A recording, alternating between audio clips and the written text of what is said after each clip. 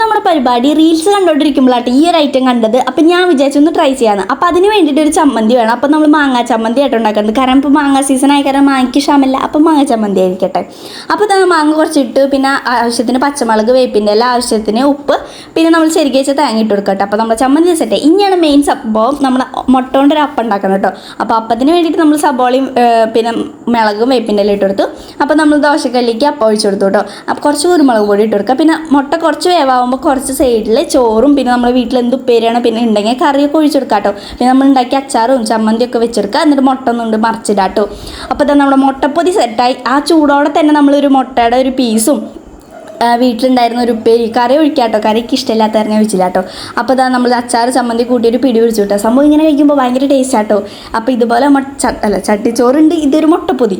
അപ്പോൾ ഇങ്ങനെ കഴിക്കാത്തവരൊന്ന് ട്രൈ ചെയ്ത് നോക്കും കേട്ടോ നമ്മുടെ മുട്ടപ്പൊതി. അപ്പോൾ ഇത്രയുള്ള വീഡിയോ.